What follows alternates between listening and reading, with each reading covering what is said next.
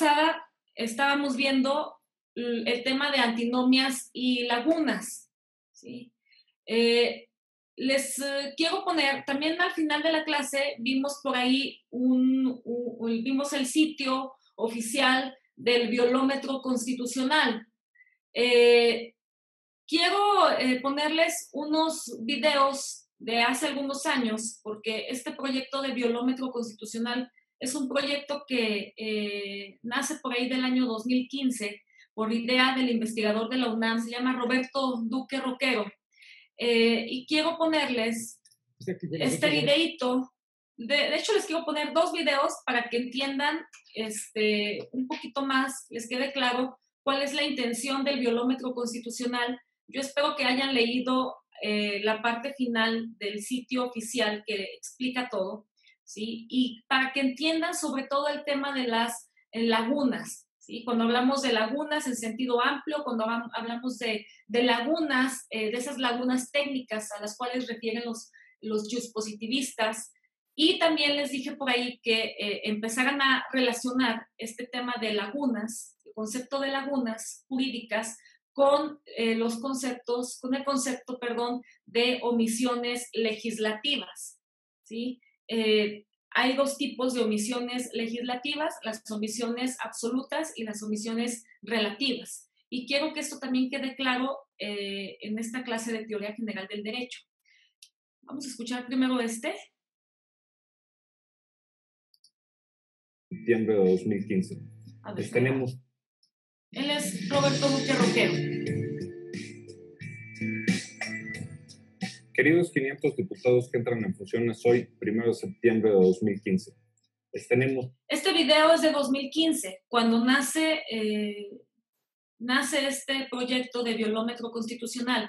Aquí les manda un mensaje este investigador, Roberto Duque, de la UNAM, que es investigador de la UNAM, les manda un mensaje a los diputados que integraron para ese año de 2015 la Cámara de Diputados del Congreso de la Unión. Vamos a escucharlo. Malas noticias, que quienes fueron sus antecesores les heredaron deudas. De hecho, ya están ustedes técnicamente en violación constitucional. ¿Por qué? Porque entran a un Congreso que tiene cuando menos 18 violaciones claras a la legislación. Porque como probablemente ya se han enterado, en México los diputados y los senadores tienen por costumbre violar la legislación de distintas maneras, incluida probablemente la más clara de todas, incumplir sus plazos constitucionales y legales. No sé si con cinismo o con humor negro involuntario, predecesores suyos han llegado al extremo de decir que se detuvo el reloj legislativo. Constitucionalistas destacados han denunciado esto hasta el cansancio, pero las violaciones del Congreso de la Unión continúan. Así es que, para facilitarles las cosas, para que vean que en este universo el tiempo no se detiene, un grupo de ciudadanos hicimos un portal en el que se muestran en tiempo real las violaciones a la legislación en la que ustedes incurren. El verdadero reloj legislativo. Son ustedes las primeras diputadas y diputados con posibilidad de reelección. Les toca jurar que van a cumplir y hacer cumplir la Constitución y las leyes que de ella emanan. Va a ser su primera mentira, igual que sus 500 antecesores. Y, estimados 128 senadores que llevan ya 3 años en su cargo, en continua violación a la legalidad en este país. Porque claro, hay leyes que tienen más de 3 años de quebranto que no se han ustedes molestado en cumplir. Están ustedes a la mitad superior. ¿Van a seguir rompiendo el marco jurídico? ¿O podemos de una vez aspirar a tener un Estado de Derecho decente como ustedes saben? Porque si los ciudadanos comunes y corrientes incumplimos una sola vez la ley, no pagando impuestos, por ejemplo, nos unen. Para nosotros el reloj no se detiene. En cambio, ustedes pueden infringir la ley una y otra vez con perfecta impunidad. Porque hasta hoy su adeudo ha persistido, sin alarma, sin responsabilidad, sin vergüenza alguna.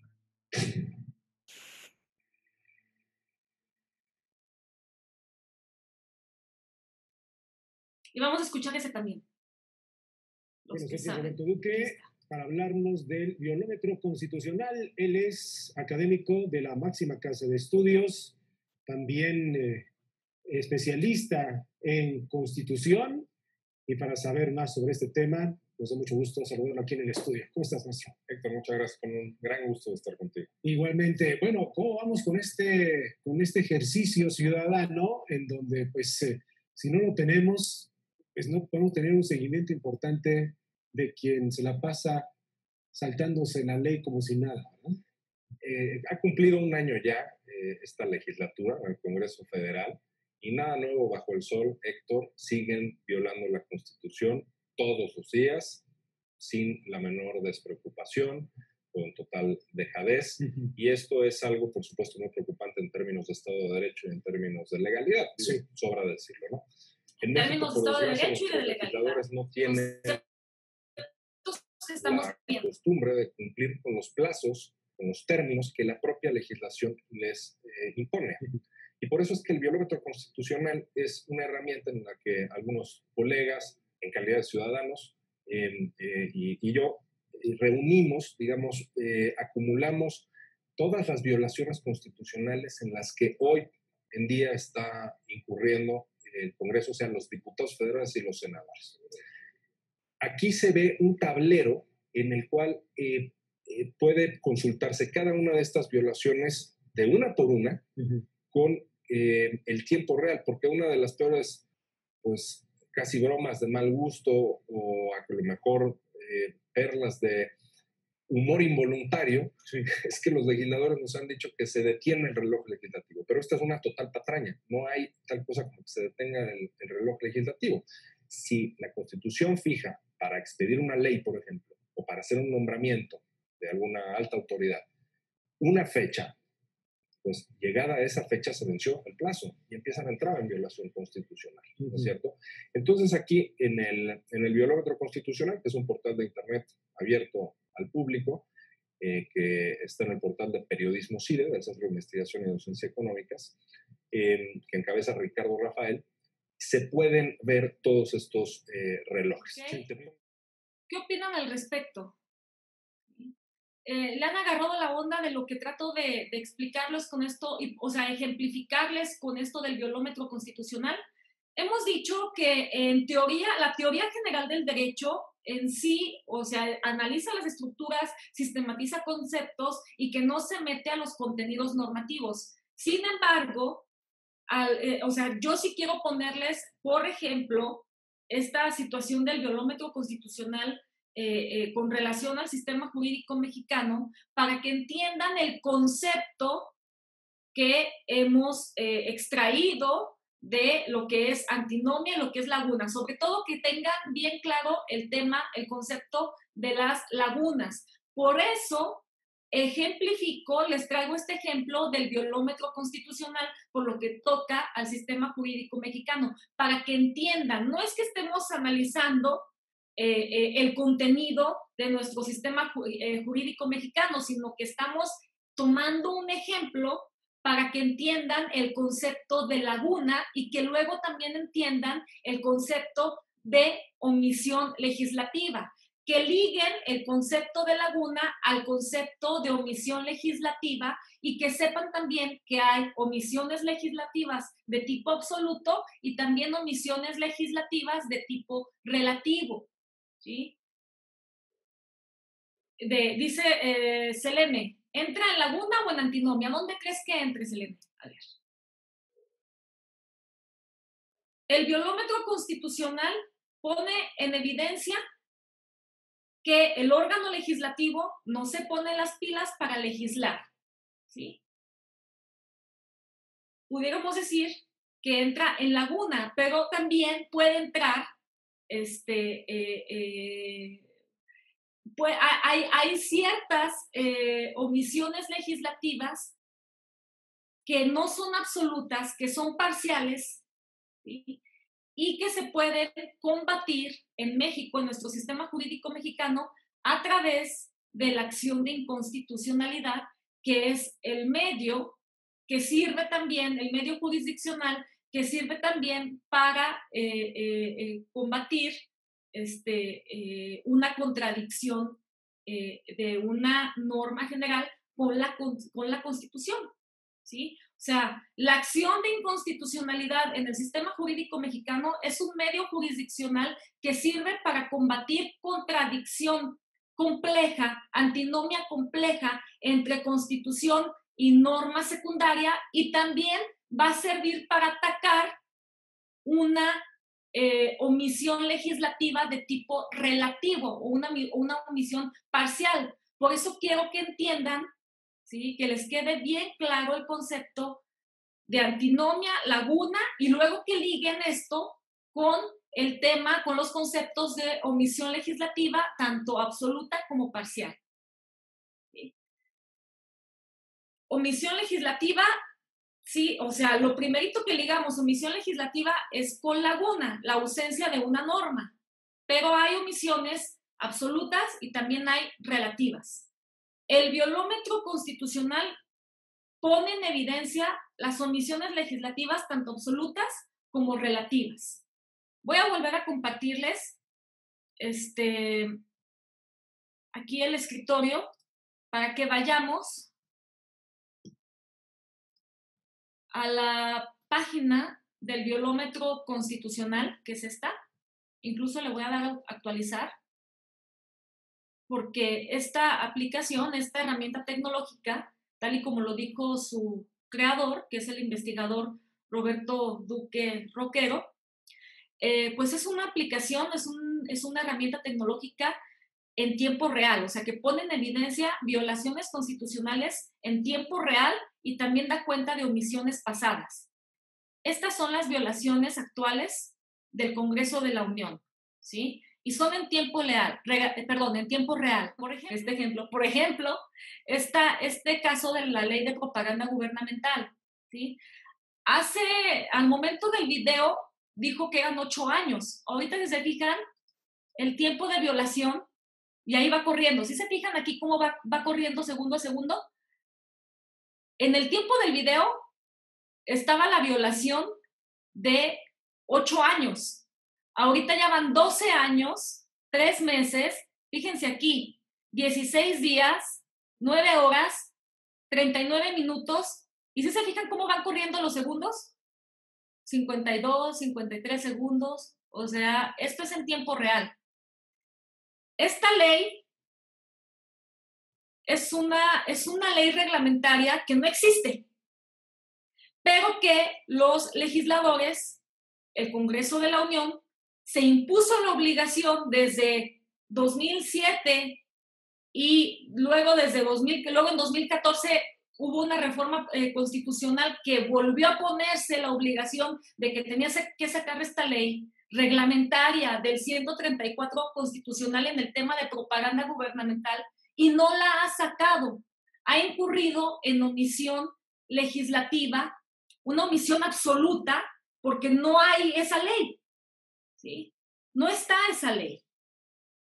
Entonces, ¿y cuánto tiempo? Eso es una violación a la Constitución, porque en una reforma constitucional, primero una reforma de 2007, dijo que la iba a sacar, ahí estableció en los transitorios, en el decreto de reforma, que iba a sacar esa ley, y luego en 2014 hubo otra reforma constitucional, y en ese decreto de reforma constitucional, en los transitorios, y ahorita se los voy a mostrar, el Congreso de la Unión también se autoimpuso la obligación nuevamente de sacar esa ley de propaganda gubernamental y no la ha sacado. O sea, la última obligación que se impuso, que se autoimpuso, una obligación constitucional, fue en 2014. Ya lleva casi 6 años o sea, que no lo ha hecho. Y de hecho, desde 2007, en total van 12 años y 3 meses, 16 días, 9 horas, y los minutos y segundos que van ahorita contabilizando de violación constitucional. ¿Qué pone de manifiesto esta herramienta tecnológica? Que el órgano legislativo, un órgano del poder público, un órgano, el órgano legislativo que constituye en el sistema jurídico mexicano el Congreso de la Unión, es uno de los primeros de las primeras autoridades que incurre en violación, que viola la Constitución. No se puede hablar de Estado de Derecho ni en connotación débil, ni en connotación fuerte, cuando la misma autoridad es la que viola la Constitución. Esto es algo muy, muy, muy grave. Y por eso este investigador de la UNAM lo pone de manifiesto en esta herramienta tecnológica que ha realizado y que muestra a cualquier persona, a la ciudadanía y a la misma autoridad, ¿sí? Lo pone en evidencia a través de esta herramienta de Internet, ¿no? Que cumple con una máxima publicidad, o sea, poner en evidencia en toda la máxima publicidad posible que hay esta violación a la Constitución, que día con día, minuto con minuto, segundo a segundo se va actualizando. Esa violación, son un montón de violaciones, ¿sí? Quiero que vayamos aquí abajo, que es lo que yo les pedí que leyeran, para que se informaran de qué trata esta herramienta tecnológica. Dice, ¿quiénes somos? Somos ciudadanos preocupados por la legalidad y el Estado de Derecho en México. Estos conceptos ya los hemos nosotros analizado en la clase de Teoría General del Derecho. Hemos visto las connotaciones, tanto la débil como la fuerte, de Estado de Derecho.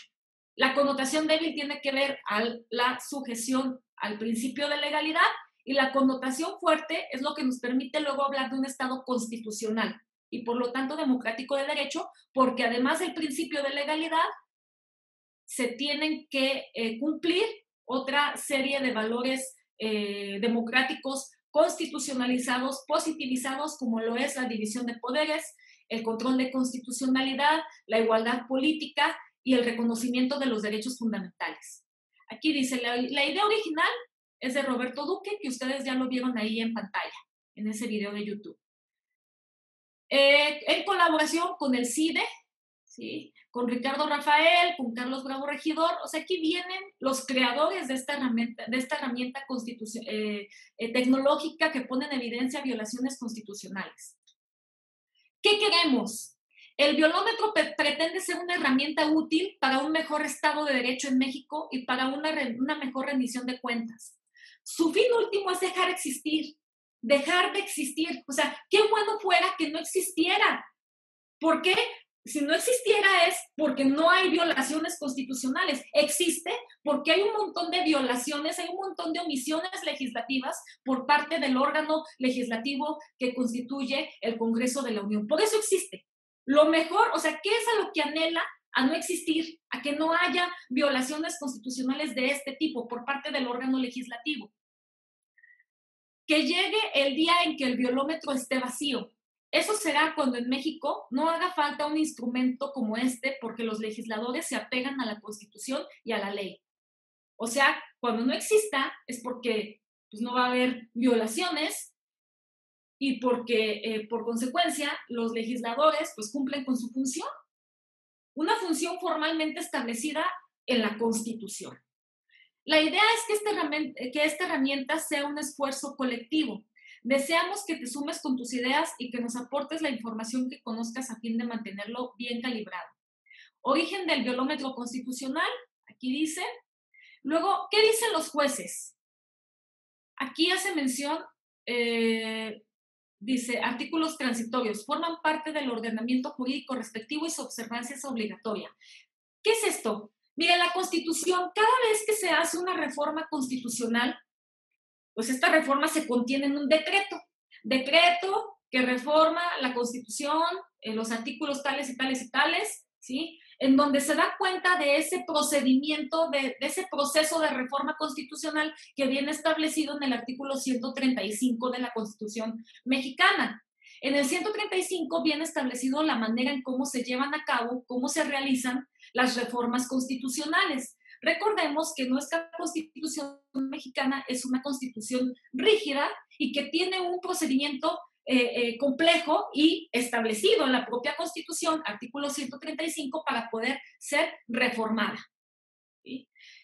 Una vez que se expide un decreto de reforma constitucional, en este decreto, ustedes se van al final de la Constitución, ahorita lo vamos a ver, ustedes se meten al texto de la Constitución para consultarla. Yo siempre les he dicho, si quieren ustedes una consulta, una buena consulta del texto constitucional actualizado, váyanse a la página de la Cámara de Diputados del Congreso de la Unión y ahí consulten la Constitución, consulten las leyes federales, consulten las leyes que expide este órgano legislativo, ¿sí? Actualizadas.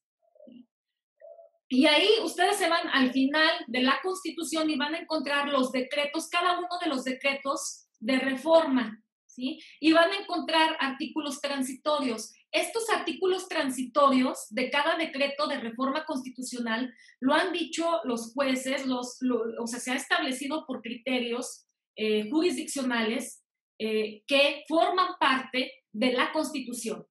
Un artículo transitorio también es texto constitucional, ¿sí? Y si hay en esos artículos transitorios, los legisladores, cuando realizan reformas, el órgano, el Congreso de la Unión, ¿sí?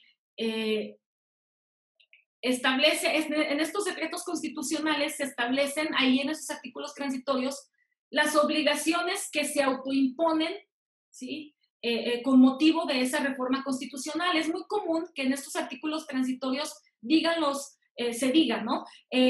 Nos autoimponemos la obligación de que, bueno, ya reformamos, tocamos el artículo, por así decir, ¿no? El artículo 41 constitucional, ¿sí? Entonces, de esta reforma nos vamos a obligar a sacar una ley general en materia de partidos políticos, que eso fue lo que se dijo en 2014, la reforma constitucional de 2014. Y esta ley general de partidos políticos nos autoimponemos la obligación como legisladores del Congreso de la Unión de sacar esa ley general de partidos políticos en un plazo de un mes, ¿sí? Ellos mismos se ponen ahí el tiempo en que van a sacar ciertas leyes, ¿sí? O que van a hacer modificaciones a leyes ya existentes.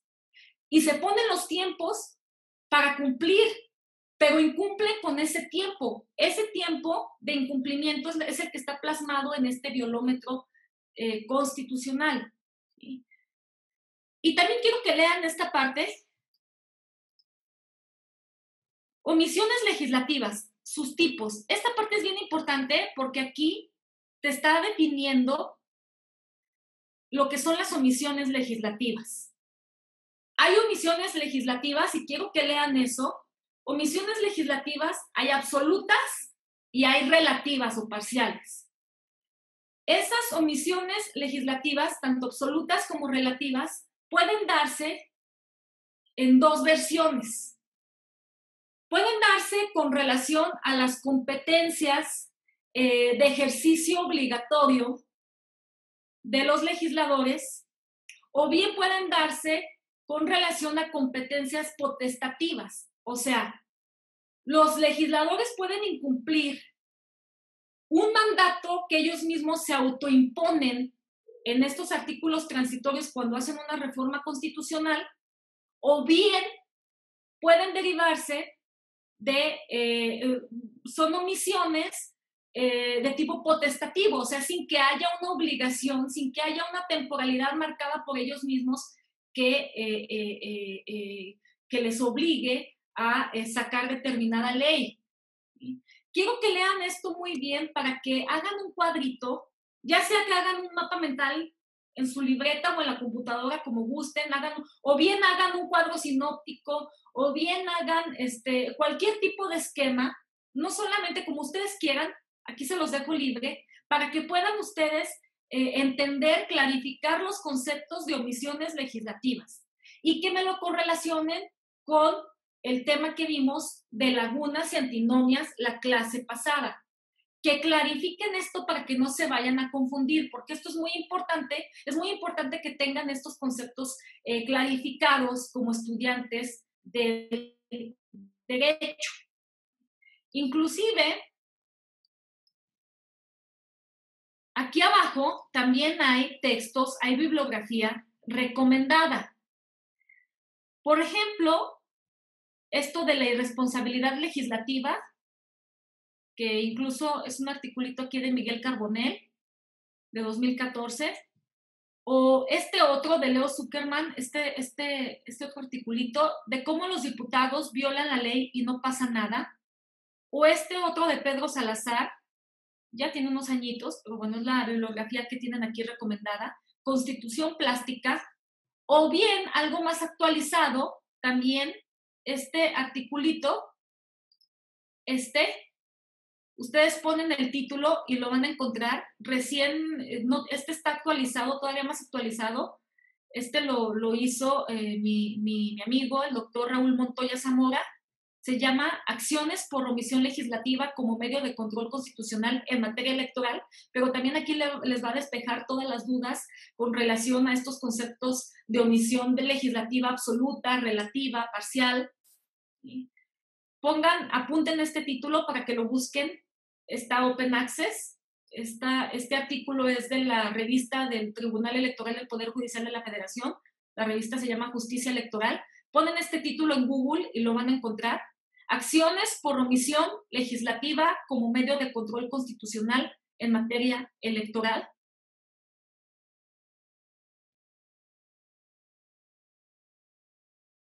Para que lo lean.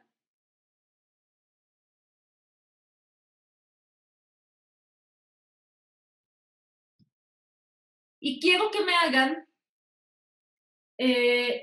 un cuadrito, un esquema, cuadro sinóptico de pescado, o mapa mental, mapa conceptual, el esquema que ustedes gusten, ya sea que lo hagan a mano o a computadora, como ustedes gusten, pero luego, de tal manera que para la siguiente clase me lo puedan compartir. Yo voy a decirle, a ver, Francisco, Basilio, Natalia, muéstrenos el cuadro, el esquema que han hecho para entender el tema de lagunas, antinomias y omisiones legislativas, ¿sí? Y clarificarles dudas o confusiones que tengan yo como profesora, ¿sí? Pero quiero ver sus esquemas. Si lo hacen a mano, vean la manera de tomarle una foto o si tienen escáner para que nos lo puedan compartir aquí a través de Zoom con esto que yo también estoy usando para compartirles. Le ponen en compartir y ahí me van a compartir su escritorio para que me enseñen o bien háganlo en un documento Word, en PowerPoint, háganlo en su computadora, algún esquema y me expliquen cómo van entendiendo estos conceptos de omisión legislativa, parcial, total, absoluta y de lagunas y antinomias. Yo voy a complementar lo que ustedes me compartan con explicación, por supuesto, y para clarificarles dudas. Pero sí necesito que me vayan, necesito ver cómo están entendiendo este tema, ¿sí? Otra cosa que les quiero mostrar.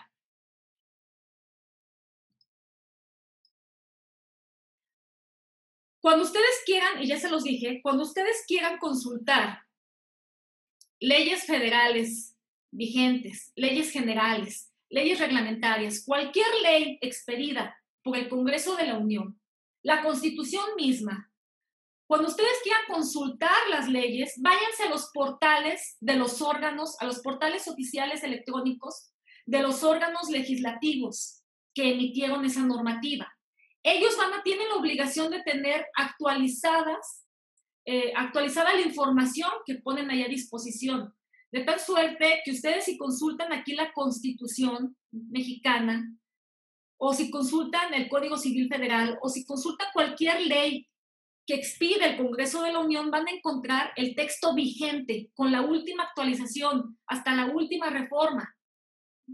Yo siempre les digo, cuando consultan leyes, si van a consultar una ley de Durango, por ejemplo, expedida por el órgano legislativo de Durango, váyanse al sitio oficial del Congreso de Durango porque ahí van a encontrar la versión más actualizada. Aquí, pues aquí yo tengo la Constitución, ¿no? De ahí la consulté. Aquí está la Constitución. Y quiero mostrarles esos artículos transitorios. De la clase pasada también habíamos hablado de la acción de inconstitucionalidad. Espero que hayan sido curiosos y que también se hayan ido al 105 constitucional a ver qué es eso de la acción de inconstitucionalidad, porque la clase pasada dijimos que en el sistema jurídico mexicano la acción de inconstitucionalidad sirve para resolver las contradicciones que se dan entre la Constitución y las normas secundarias generales del sistema jurídico mexicano. La acción de inconstitucionalidad es un medio de control de constitucionalidad, es un medio jurisdiccional que sirve para resolver esas antinomias complejas que se dan entre Constitución y normas secundarias aquí en México. La acción de inconstitucionalidad, la sustancia, el Pleno de la Suprema Corte de Justicia de la Nación, que funciona, dijimos la clase pasada, como un tribunal constitucional, es el que resuelve en abstracto, es el que lleva a cabo el control concentrado de constitucionalidad, el Pleno de la Suprema Corte de Justicia de la Nación. El Pleno sustancia las acciones de inconstitucionalidad. Y esto es bien importante que me lo entiendan, porque cuando ustedes clarifiquen los conceptos que les estoy diciendo de omisiones legislativas, antinomias, y lo correlacionen con antinomias y lagunas, ahí me van a poder distinguir, ¿sí?, cuando estamos hablando de lagunas técnicas, cuando estamos hablando de una laguna en sentido amplio. O sea, me van a correlacionar, van a saber correlacionar los conceptos de omisión legislativa en sentido de omisión total, absoluta y omisión parcial con el tema de las lagunas.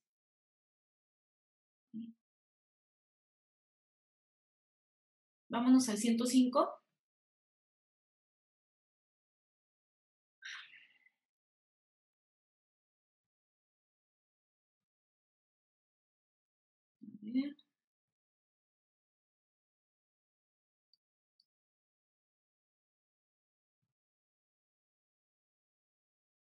Esto es largo. No quiero pasar. Vamos a llegar.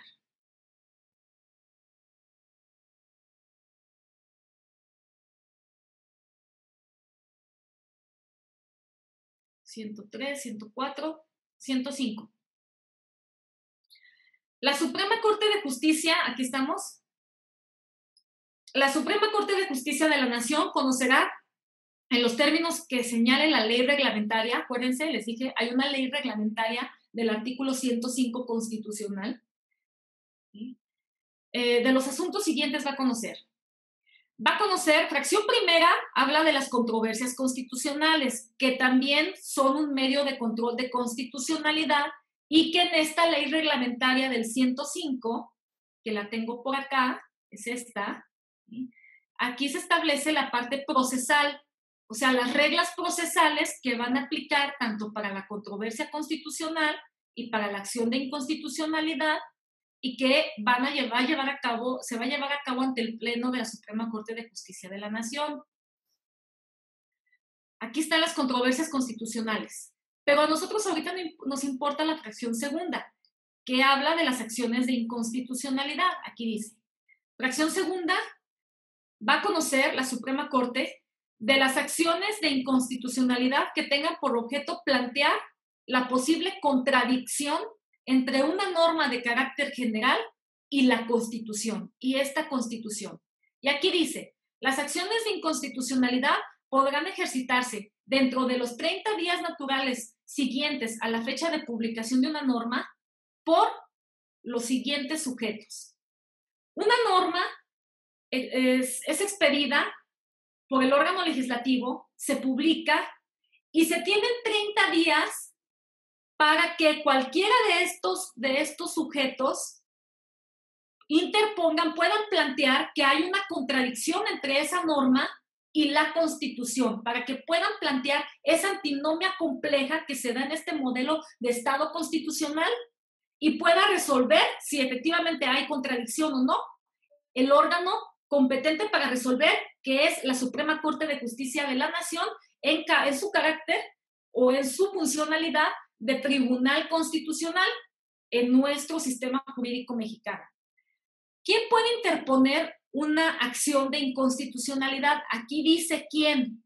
El 33% de los integrantes de la Cámara de Diputados del Congreso de la Unión en contra de leyes federales, el 33% de los senadores en contra de leyes federales o de tratados internacionales celebrados por México, el Ejecutivo Federal, por conducto del consejero jurídico, tratándose de normas, de que se plantea una contradicción entre normas generales de carácter federal y de las entidades, o bien de las entidades federativas, el 33% de alguna de las legislaturas de los estados, de cualquier congreso estatal, en contra de leyes expedidas por ese mismo congreso, o sea, leyes estatales. Los partidos políticos con registro ante el INE en contra de leyes electorales, ya sean federales o locales, o bien los partidos políticos locales, ¿sí?, a través de sus diligencias, en contra de leyes estatales expedidas por los congresos estatales, ¿sí? La Comisión Nacional de Derechos Humanos en contra de leyes de carácter federal o de las entidades federativas, o bien en contra de tratados internacionales celebrados por el presidente, el Ejecutivo Federal y aprobados por el Senado que vulneren derechos humanos consagrados en esta Constitución. Si se fijan aquí esa complejidad que ya implica el que tengamos un modelo de Estado constitucional que tenga que ver aquí con derechos fundamentales. El tema aquí ya también se ve de la división de poderes, sobre todo si vemos la fracción anterior de las controversias constitucionales. ¿Quién más puede interponer una acción de inconstitucionalidad? El organismo garante que establece el artículo 6 de la Constitución en contra de leyes de carácter federal y local, en contra de tratados también que vulneren el acceso al derecho, el derecho de acceso a la información pública y la protección de datos personales, ¿sí? O bien los organismos garantes equivalentes en las entidades federativas. O sea, aquí está hablando del INAI, o por ejemplo, en el caso de Durango, el IDAIP, ¿sí?, en contra de leyes estatales, leyes que haya expedido el Congreso de Durango. ¿Sí? O bien también puede interponer acción de inconstitucionalidad el fiscal general de la República respecto de leyes federales y de leyes locales en materia penal y procesal penal. ¿Sí? Léanse esta fracción segunda del artículo 105 y sepan que de este artículo 105 constitucional se deriva, hay una ley reglamentaria que es esta, la ley reglamentaria de las fracciones 1 y 2 del artículo 105 de la Constitución, y aquí va a venir la recetita, las reglas procesales para llevar a cabo tanto la controversia, para que se resuelva tanto la controversia constitucional como la que estamos viendo ahorita, que es la que nos importa, que es la acción de inconstitucionalidad. ¿Sí? Aquí dice, artículo 1, la Suprema Corte de Justicia de la Nación conocerá y resolverá con base en las disposiciones de este título, del presente título, las controversias constitucionales y las acciones de inconstitucionalidad a las que se refieren las fracciones 1 y 2 del artículo 105 de la Constitución Política de los Estados Unidos Mexicanos. Y aquí viene la receta, las reglas procesales que se van a seguir tanto en controversias, aquí está lo que aplica para controversias constitucionales, y acá más abajito va a venir las reglas procesales que se van a seguir para sustanciar y resolver las acciones de inconstitucionalidad. Aquí viene abajo, todo esto es de controversias, y aquí abajito, este título 3 son las disposiciones para sustanciar las acciones de inconstitucionalidad. Aquí dice, aquí vienen los plazos, ¿sí?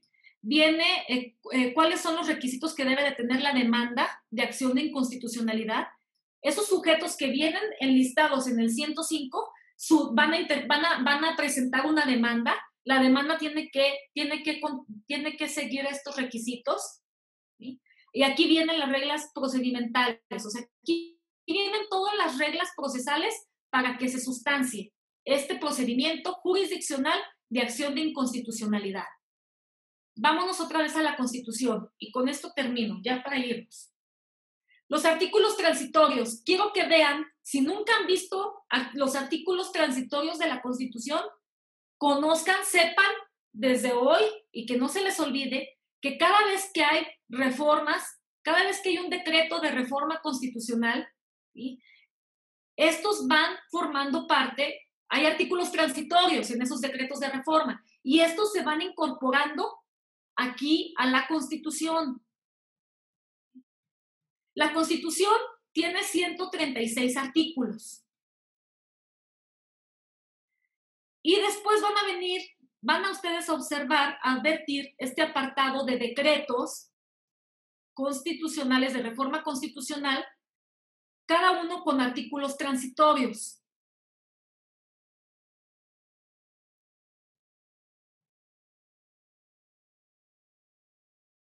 Vamos a terminar aquí el texto de la Constitución. Miren, aquí este es el último artículo de la Constitución, que trata acerca de la inviolabilidad de la Constitución. Es el 136. Ahí termina, ¿sí?, el articulado de la Constitución mexicana. Y luego viene este apartado de artículos transitorios que son todos, es toda esta incorporación que se ha venido haciendo desde que salió este texto constitucional. Miren, desde aquí, esto nos está remitiendo desde 1917. Esto primero son artículos transitorios que se dieron desde 1917 y aquí van a ir pasando los años, por eso este texto es muy largo, se fija, son 319 páginas. Y vámonos aquí van, mira, aquí ya vienen artículos a partir de 1993, decretos de reforma desde de todos estos años pasados, ¿no? Y vámonos, por ejemplo, al decreto constitucional, al decreto de reforma constitucional, al decreto de la reforma en materia político-electoral que salió en 2014. Vámonos a la página 264. 62. Aquí está, mira. Decreto por el que se reforman y adicionan, derogan diversas disposiciones de la Constitución en materia político-electoral. Este decreto fue publicado en el Diario Oficial de la Federación el 10 de febrero de 2014. ¿Sí? Y váyanse aquí están todos los artículos que se reformaron en ese año en materia político-electoral. ¿Sí? Aquí también van a encontrar el decreto más atrás, el decreto en materia de reforma constitucional en materia de derechos humanos de 2011, los artículos que se reformaron, y luego vienen los artículos transitorios. Quiero que se chequen este segundo transitorio, cómo dice aquí esto, ¿no? Cómo se autoimpone esa obligación, se autoimpuso esa obligación del Congreso de la Unión de expedir unas normas. El Congreso de la Unión deberá expedir las normas previstas en el inciso A de la fracción 21 y 20 tantas del artículo 73 a más tardar el 30 de abril de 2014. ¿Sí? O sea, en esta reforma constitucional de 2014 se dijo el Congreso de la Unión en estos transitorios, o sea, se dijo en esta reforma que se iba a expedir una ley general de partidos políticos, una ley general de instituciones y procedimientos electorales, una ley general de delitos electorales y que estas leyes, ¿sí?, se iban a expedir a más tardar el 30 de abril de 2014. Aquí está, la ley general que regule partidos políticos nacionales y locales, que es la ley general de partidos políticos. La fracción segunda, que también iba a expedir una ley general que regule los procedimientos electorales. Y la tercera, que iba a expedir una ley general en materia de delitos electorales. Aquí se dijo, si se fijan en ese transitorio, que lo iban a hacer para el 30 de abril de 2014. Este decreto se publicó el 10 de febrero de 2014. Y ahí, en estos transitorios se dijo, ok, este decreto sale en febrero de 2014. Para el 30 de abril tenemos que sacar estas leyes. ¿Qué creen que pasó? No las sacaron el 30 de abril. Incurrieron en omisión legislativa. ¿Qué fue lo que pasó? Realmente aquí no fue tanto lo que se tardaron, porque estas leyes las sacaron para el 23 de mayo de 2014. O sea que casi se tardaron un mes en sacarlas, pero sí violaron la Constitución, porque la Constitución en estos artículos transitorios, este decreto es que se incorpora al texto constitucional de artículos transitorios de este decreto constitucional, se dijo que debían de tener listas esas leyes para el 30 de abril de 2014 y se tardaron un mes más, ¿sí?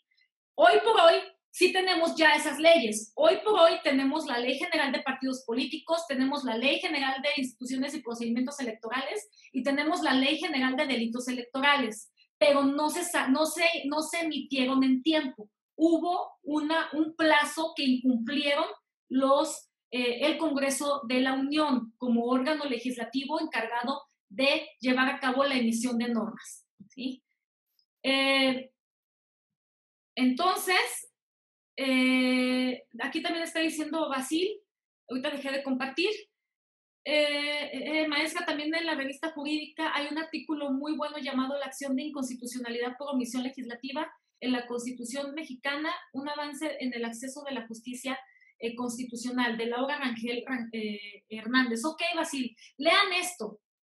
Quiero que lean y quiero que hagan un cuadrito, un esquema, un mapa mental, como gusten, el esquema que gusten, y que me lo tengan lo hagan hoy y mañana, y que el miércoles lo compartan. Yo les voy a pedir aquí al azar para que me compartan y poder seguir platicando de esto para que quede bien claro los conceptos desde esta perspectiva teórica. Alguien que quiera hablar puede utilizar el micrófono, nada más están ahorita silenciados, pero alguien que quiera, y le concedo, le quito el tapón al micrófono. O que escriban ahí por el chat. ¿Hasta aquí está más o menos claro? Que me capten cuál es el sentido de que veamos todo esto.